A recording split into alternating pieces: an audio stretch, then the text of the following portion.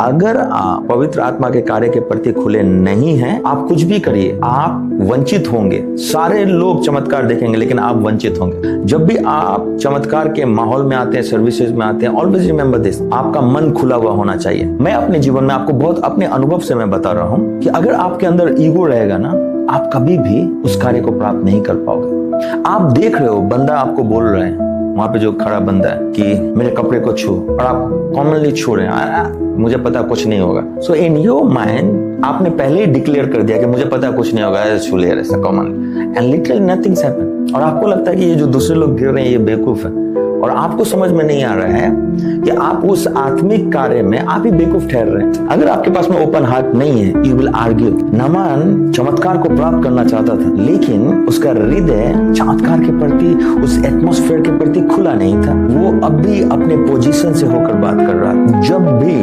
चमत्कार के बारे में बात आए और आपको ग्रहण करना है चमत्कार, तो हमेशा याद रखें, चमत्कार उस एटमॉस्फेयर में है जहां पर आप हैं। आप वो करें जो आपको बोला जा रहा है। जब परमेश्वर का दास कहता है बी टच, विश्वास के साथ में अगर आप बस उसको छू लें, you will receive the glory and experience the glory that you have never experienced in your life by just believing and having faith in the instruction of man of God। Naaman के कहानी में देखते हैं कि बाद में चलकर जब वो करता है जो उसको कहा गया है कि रिसीव हिज हीलिंग, उसको वो चंगाई प्राप्त होती है, then he have a faith। इसी अगर आपका हृदय खुला नहीं है, जब आप उस एटमॉस्फेयर में आते हैं, आप चंगाई को, आप बहुत सारे मिरेकल के कामों को आप मिस करोगे। मिरेकल के प्रति ओपन हार्ट रखें। नेवर बी द पर्सन जो हमेशा लॉजिकल बातों को खोजेगा। नहीं, परमेश्वर के चमत्कार को लाइटली नहीं लेना चाहिए। अगर आप नए नियम के पुरानी है, यू वुड बिलीव दिस। नए नियम में कहाँ लिखा हुआ है? फिलिप, हमारे भाई फिलिपुस के साथ में ऐसा हुआ है, जाके पढ़ लीजिए। तो मैं इसको लाइटली नहीं लेता हूं। I have a very open heart for this things.